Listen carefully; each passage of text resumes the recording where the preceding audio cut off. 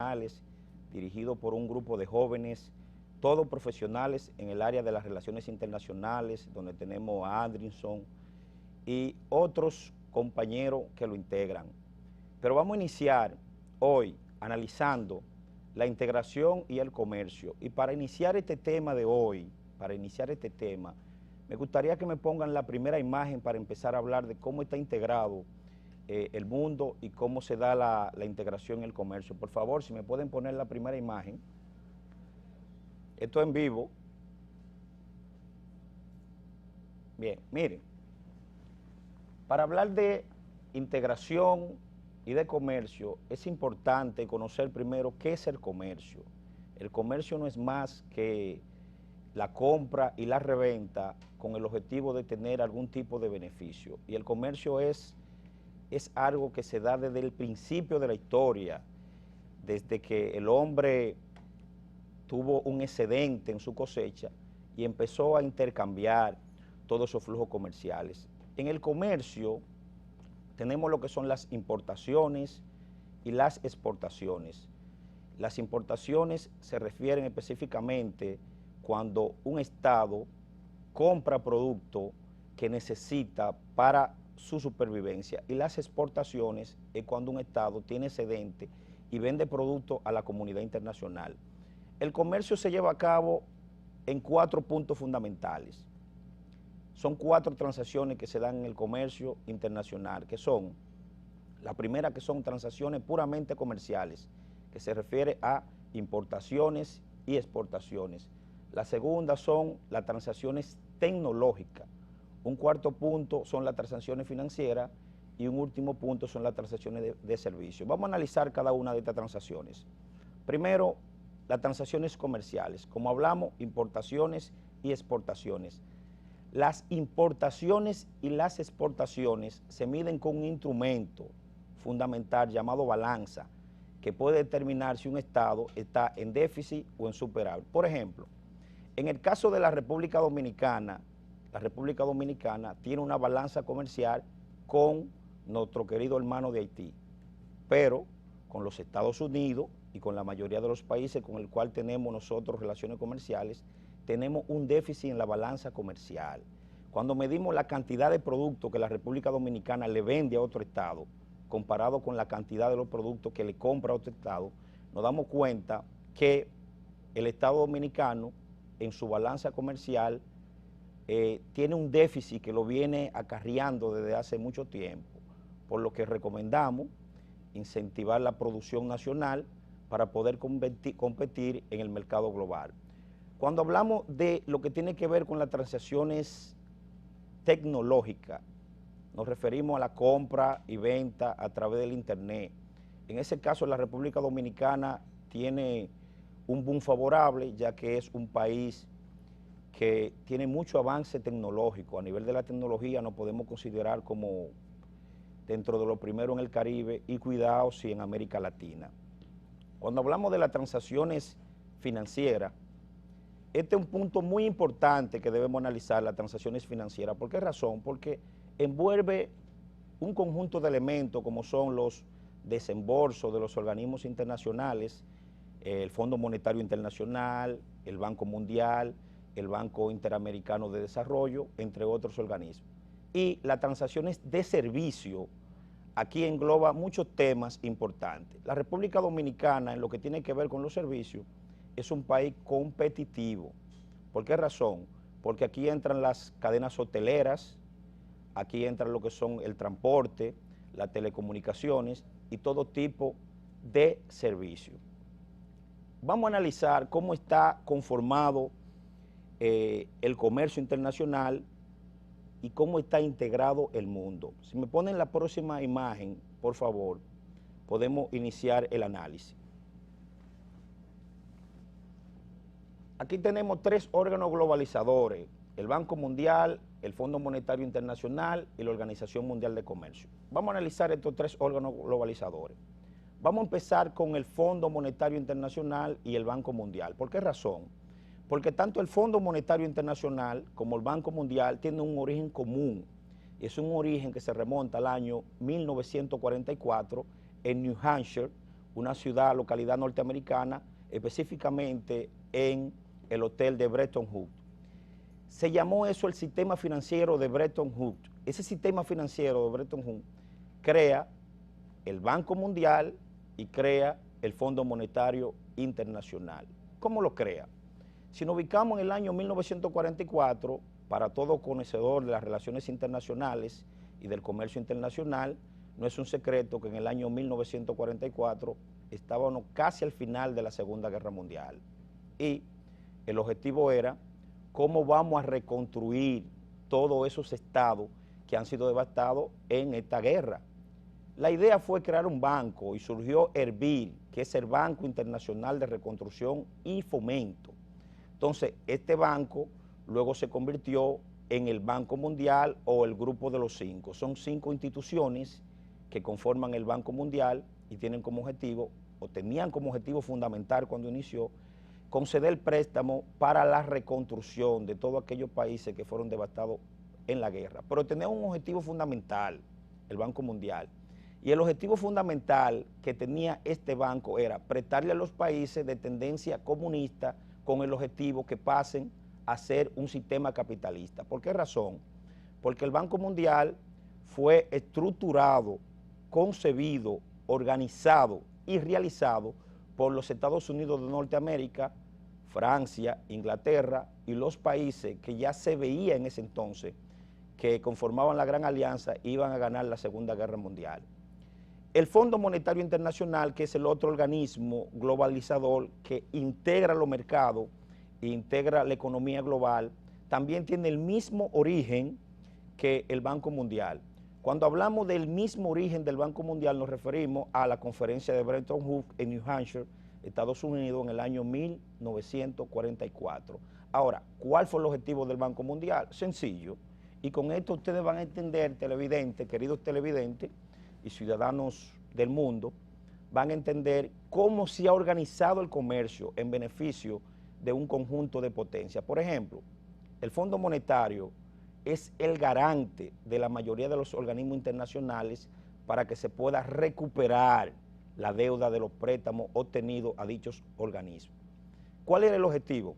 Una vez termina la guerra y se le presta recursos económicos a los estados para la reconstrucción, surge una pregunta: ¿cómo un estado va a poder pagar ese dinero que obtuvo de esos préstamos si un estado devastado? Entonces surge la idea genial de crear un organismo internacional llamado el Fondo Monetario Internacional o FMI, cuyo propósito era administrar la economía de ese estado para hacerlo supuestamente más productivo y poder obtener los recursos prestados por los organismos internacionales, en este caso el Banco Mundial. Pero el Fondo Monetario Internacional creó un conjunto de organismos específicos como son la Carta de Intención, donde el Estado tiene que suscribir una carta. Nosotros somos expertos suscribiendo cartas de intención. La República Dominicana, la primera vez que formó parte de un préstamo con el Fondo Monetario Internacional fue en el año 1959, con un valor de 11.2 millones de dólares. Le correspondió al presidente en esa época, Rafael Leonidas Trujillo y Molina, que sí tomó préstamo. El primer préstamo al Fondo Monetario Internacional lo tomó el presidente Trujillo para el año 1959. Entonces, aparte de la carta de intención, se suscribe un acuerdo internacional que se llama Acuerdo Stand-by. El acuerdo Stand-by crea los compromisos y los vínculos entre el Estado que suscribe para obtener el préstamo y el organismo financiero internacional. El último organismo en este bloque que vamos a analizar es la Organización Mundial de Comercio, la OMC. La OMC tuvo un origen similar, aunque al inicio lo que se quería formar era una OIC, una Organización Internacional de Comercio, para organizar todos los lineamientos de comercio después de la Gran Depresión del año 1929 en los Estados Unidos. Entonces, después que se da todo ese proceso, la OIC no se pudo organizar. Se hizo una primera ronda de negociación en 1947 en La Habana, Cuba, pero no se llegó a un acuerdo y se firmó un acuerdo provisional llamado el GATT, GATT, el General Agreement on Tariff and Trade, que es el Acuerdo General de Aranceles relacionado con el comercio. ¿Qué pasó con este acuerdo? Este acuerdo fue evolucionando y se fueron dando un conjunto de rondas importantes, como fueron 2 rondas en Ginebra, la ronda de Torquay, la ronda de Annecy, la ronda de Dillon en honor a Douglas Dillon, ministro de Comercio norteamericano, la ronda Kennedy en honor al presidente John F. Kennedy. Esta ronda fue en 1967, ya John F. Kennedy había muerto, ya había sido asesinado en los Estados Unidos. Y tenemos también la ronda de Tokio, que se celebró en Tokio, Japón, y la última ronda fue la ronda de Uruguay. La ronda de Uruguay inició en Uruguay en 1986 y terminó en 1994 en Marruecos, África, con el Tratado de Marrakech. Nos vamos a una pausa y después de esta pausa vamos a continuar con lo que es la integración y el comercio internacional.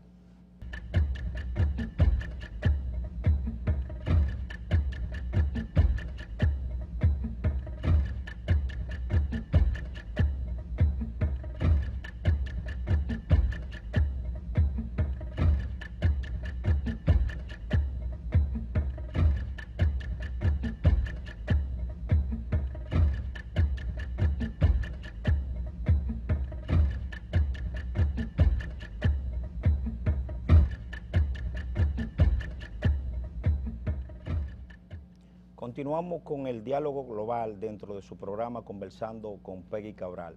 Hoy estamos hablando de integración y comercio internacional. Como analizamos en el bloque anterior sobre el comercio, la integración, hablamos de los órganos globalizadores como el Fondo Monetario Internacional, el Banco Mundial, quedamos en la OMC. La OMC, después de hacer el recorrido histórico de la OMC, nos encontramos con que el acuerdo fundamental para crear la OMC se llevó a cabo en Marrakech, Marruecos, y por eso llamamos al acuerdo que fundó esta organización internacional como el Tratado de Marrakech. El Tratado de Marrakech crea una organización especializada en comercio, pero no solamente especializada en comercio, sino que dicha organización conlleva y tiene en su estructura de manera intrínseca lo que es un tribunal para la solución de diferendos en materia de comercio. La República Dominicana ha estado en varias ocasiones en ese tribunal por litigios que se han dado, sobre todo con Costa Rica, en algunos problemas dentro del comercio internacional. Continuando analizando todo lo que es el comercio, vamos a ver lo que es la próxima gráfica, por favor. Ok. Aquí podemos ver lo que es la composición geográfica del comercio, y en dicha composición tenemos lo que es la Unión Africana, la Unión Europea, el bloque asiático, la Liga Árabe, la OPE, que es la Organización de Países Exportadores de Petróleo, el NAFTA. También tenemos lo que es el Mercosur, la UNASUR, el Grupo Andino, el Grupo de Río, tenemos la CELAC, tenemos Petrocaribe. Eso es lo que se conoce como la composición geográfica del comercio. Vamos a analizar los principales bloques de comercio y vamos a iniciar con el NAFTA, que es el North American Free Trade Agreement o el Tratado de Libre Comercio de América del Norte. Pero antes de iniciar con este análisis, le vamos a dar la bienvenida formalmente a nuestro compañero Israel Abreu. Israel, muy buenos días, Israel. Interesante tema el que ya estamos tratando al respecto del comercio internacional y su composición a nivel global. En este momento usted acaba de hablar del NAFTA, del North American Agreement, y hace referencia a ese histórico acuerdo sobre las negociaciones entre México y Canadá. Sí. México y Estados Unidos, Norteamérica y Canadá también. Canadá. Entonces, uno de los acuerdos que sacó y que en República Dominicana podemos hacer un símil al respecto de lo que se pudiera hacer con nuestra frontera. Y viene a darle valor agregado entonces, no solamente al país de donde se originan las fuentes de comercio, sino también al país que es quien se encarga de producir los bienes y servicios, en este caso, que sería Haití versus República Dominicana, profesor. Sí, es así, Israel. Miren, cuando hablamos de integración, nos enfocamos en América Latina, nos damos cuenta de que el continente americano tiene muy buenos ejemplos de integración. Por ejemplo, el Congreso de Panamá. El Congreso de Panamá, Israel, fue el ejemplo por excelencia de integración, sin embargo no funcionó. ¿En qué año fue, profesor? El Congreso de Panamá fue en el año 1824 y se hizo un congreso anfitriónico en el año 1826. Así fue. Con Simón de la Santísima Trinidad, Pontes y Blanco y Bolívar. El nombre más largo del mundo lo tiene Simón Bolívar y me faltó todavía. Así es. Definitivamente el nacimiento de ese tipo de acuerdos, lamentablemente, no se pudieron concretizar, no se pudieron llevar a feliz término en función de lo que pudiera ser la gran América, ¿no?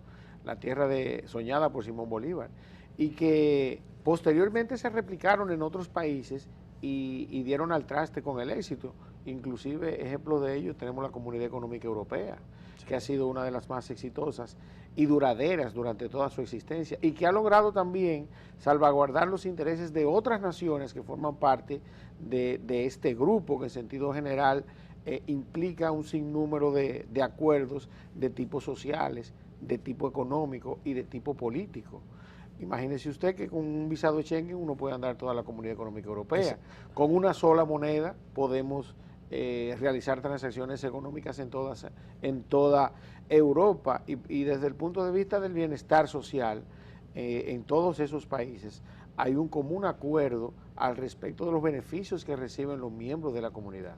Definitivamente, escuchar que en el siglo XIX, profesor, en los años 1800, nuestras naciones tuvieron la oportunidad de empezar a visualizar y lamentablemente no materializar la gran Colombia, la gran América, como la queramos llamar, la tierra soñada por Simón Bolívar. Definitivamente hay que ver cuál será el futuro de nuestras naciones en función de una posible integración, profesor. Mire, la integración en América debe de concretizarse, pero de manera efectiva, porque hay muchos proyectos de integración.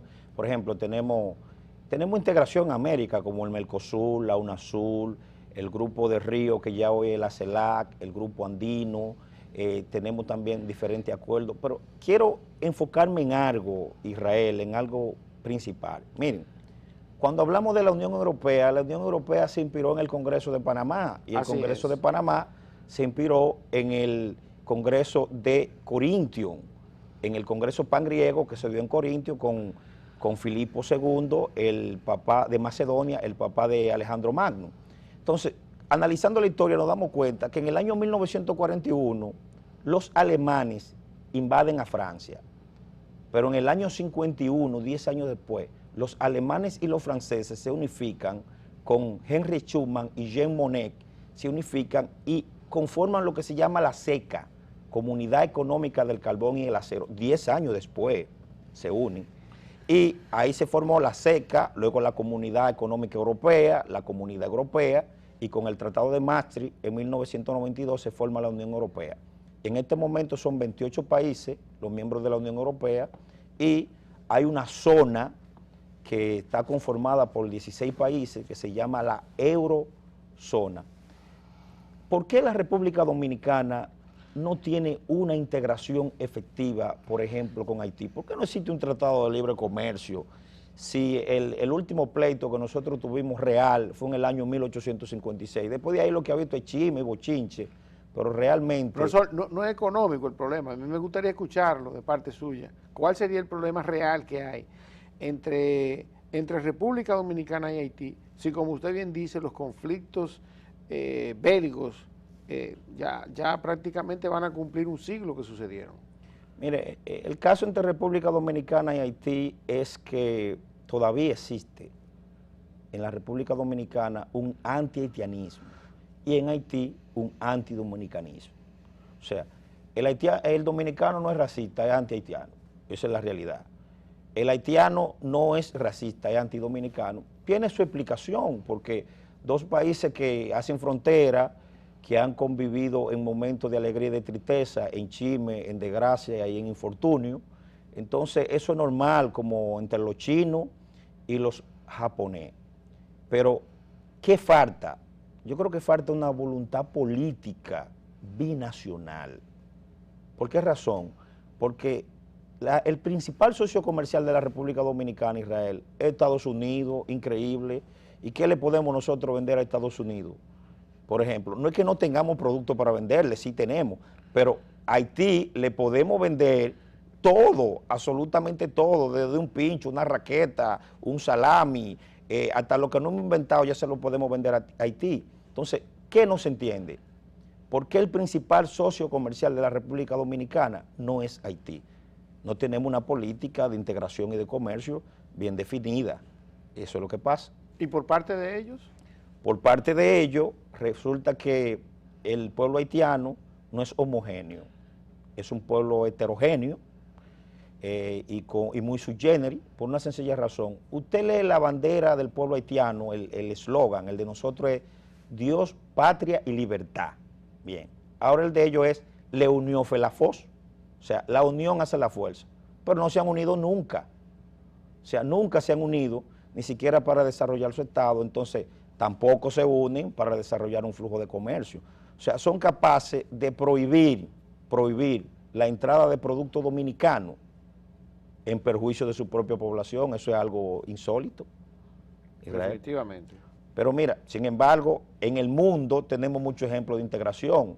Tenemos la OPE, Israel, la OPE, la Organización de Países Exportadores de Petróleo, donde eso surgió en el año 1973. Sí. 73.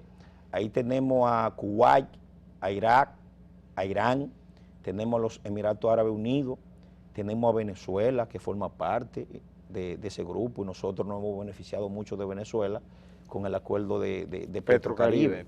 Entonces, cuando analizamos el acuerdo de Petrocaribe, nos damos cuenta de que la integración es positiva, la integración es buena, la integración.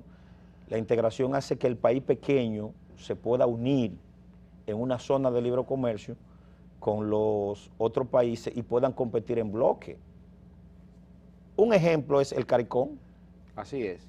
Ahora, profesor, acompañando los acuerdos de libre comercio, tiene que existir una política por parte del gobierno al respecto de dichos acuerdos y por parte del sector empresarial en función a la necesidad que tienen los países como los nuestros en un mercado global de generar divisas, de agregar valor y de que real y eficientemente nuestro país o los países que formen parte de dicho acuerdo salgan realmente beneficiados.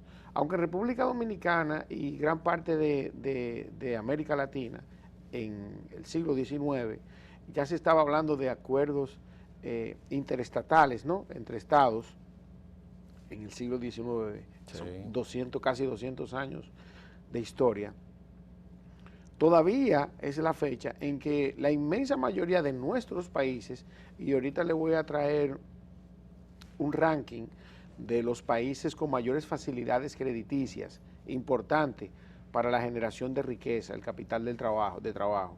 Entonces, en ese sentido, profesor, no ha existido una política, ni por parte de nuestros gobiernos, sí, ni por parte de la inmensa mayoría de gobiernos al respecto de cuáles son los productos que debemos desarrollar para ser competitivos en estos mercados globales. Porque sí, perfectamente hemos firmado acuerdos, y acuerdos que son relativamente importantes para beneficio de la población. Ahora bien, profesor, actualmente en República Dominicana mantenemos una economía contraída, porque si esa economía se expande, ¿qué va a pasar al expandirse? Que esos dineros de esa expansión, que pueden ser utilizados por los empresarios para crear nuevas empresas, van a salir a comprar dólares, y esos dólares entonces, el costo de esos dólares puede ser desde el punto de vista inflacionario superior al beneficio que puede tener el ciudadano para obtener cualquier bien o servicio que sea producido en el extranjero. Entonces, en ese sentido, a pesar de que tenemos acceso a todo ese gran mercado a nivel mundial y todos esos acuerdos que tenemos, por un asunto de política económica, lamentablemente no nos beneficiamos en la medida en que deberíamos hacerlo en función de dichos acuerdos, profesor. Eso es así, Israel. Vamos a hacer una pausa. Luego de la pausa continuamos hablando de integración y comercio internacional.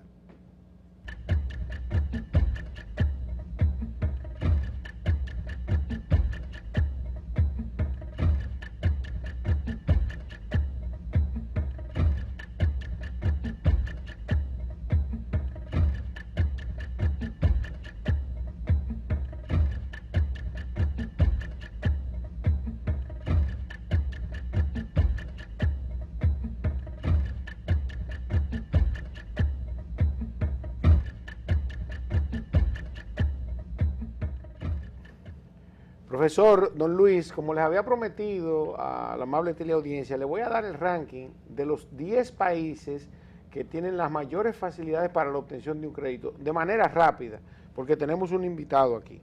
Honduras, Georgia, Costa Rica, Canadá, México, Australia, Ruanda, Estados Unidos, Colombia y Nueva Zelanda. Quiero resaltar que es el punto de haber leído este ranking de los 10 países, Nueva Zelanda en la posición número 1, de los países con mayores facilidades para la obtención de un crédito, que América Latina específicamente, tiene 5 países ahí registrados. Estamos hablando de Honduras, Costa Rica, México y Colombia en la posición número 4 realmente.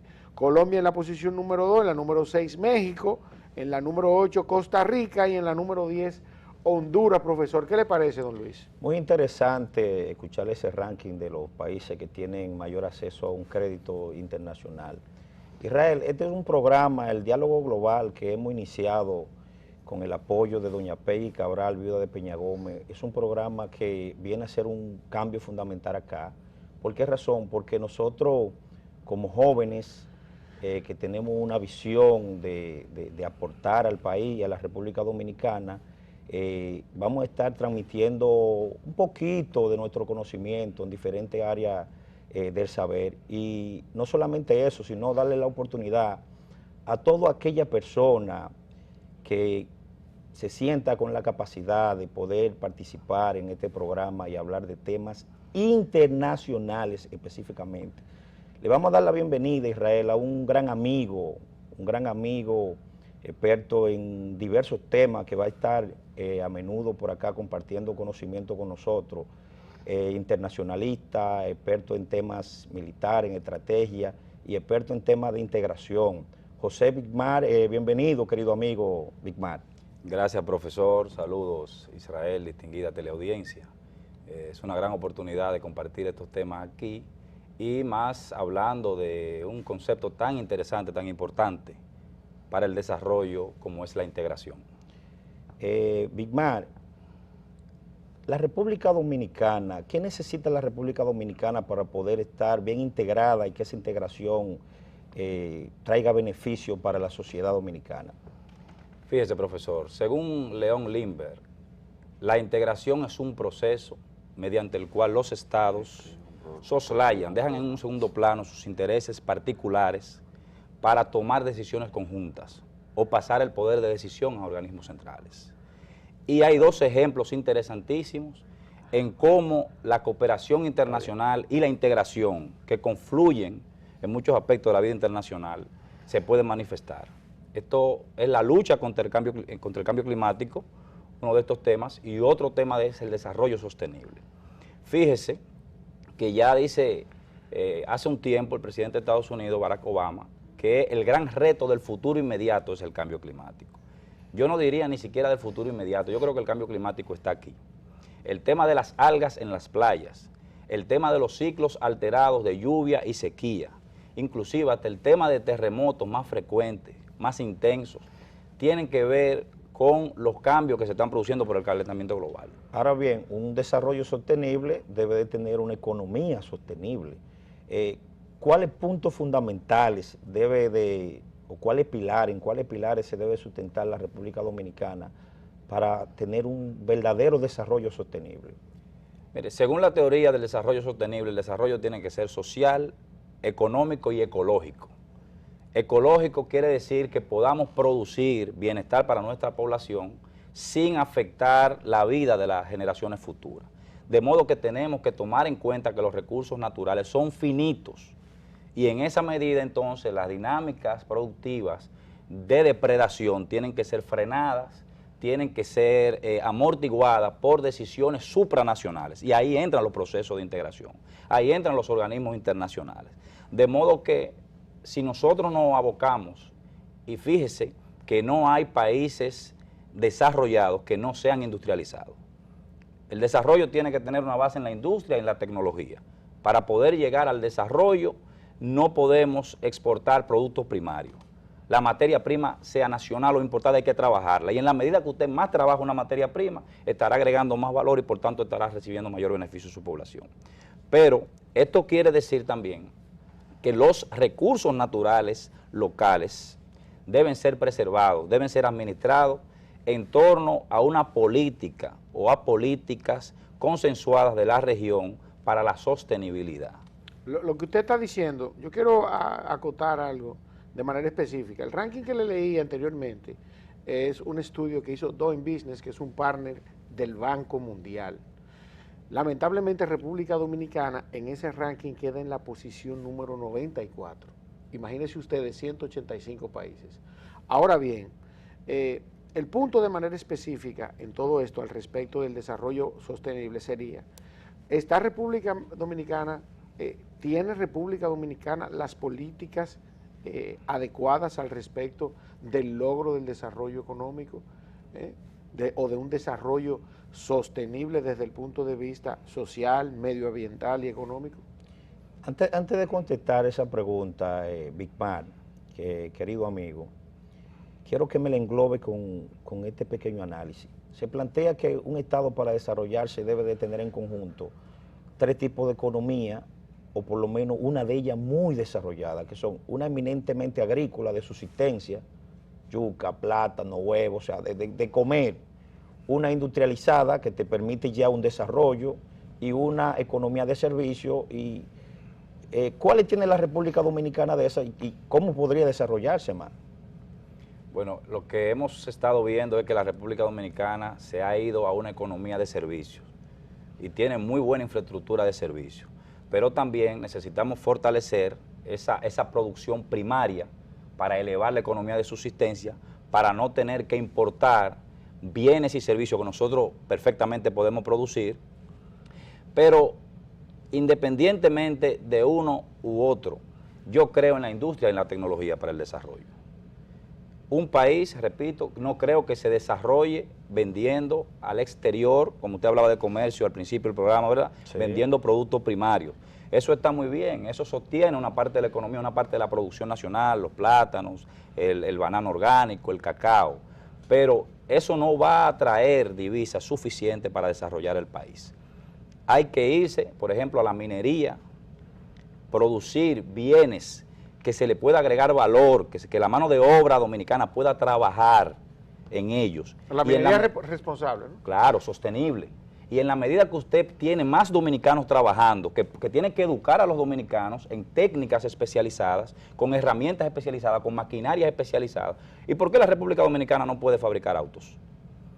¿Por qué no puede fabricar celulares? ¿Por qué no puede fabricar paneles solares, por ejemplo, siendo un país extraordinariamente bendecido con el tema de la energía solar, de la radiación solar? Nosotros tenemos el potencial, desde el punto de vista energético, de producir toda la energía que necesitamos. Están los estudios en el mix solar, eólico e hidroeléctrico. Pero sin embargo, seguimos dependiendo de combustibles fósiles, dependiendo mucho, sangrando nuestra economía, cuando lo que debería hacer es irnos a una mano de obra técnica especializada, aprovechar la integración, aprovechar la cooperación internacional, educar a nuestros jóvenes con institutos como el Infotep, por ejemplo, o como los centros tecnológicos comunitarios, porque no todo el mundo para ser un profesional exitoso tiene que ir a la universidad. Es cierto, los institutos forman una parte esencial en la formación del individuo, o sea, lo capacitan para hacer trabajos focales específicos que desarrollan la nación, Big Man. Sí, señor. Mire, por ejemplo, yo participé, realmente no participé, un programa muy interesante de cooperación el gobierno de la India con el gobierno de la República Dominicana. Se toman señoras de comunidades rurales y se mandan a la India a aprender a hacer paneles solares. Dan un programa interesantísimo. ¿Y por qué, señoras? ¿Por qué abuelitas? Ellos prefieren las abuelitas. ¿Por qué? Porque dicen ellos que esa persona se queda en su comunidad. Ese beneficio se queda en su comunidad. Pero si se le enseña a un joven, generalmente emigra de la comunidad.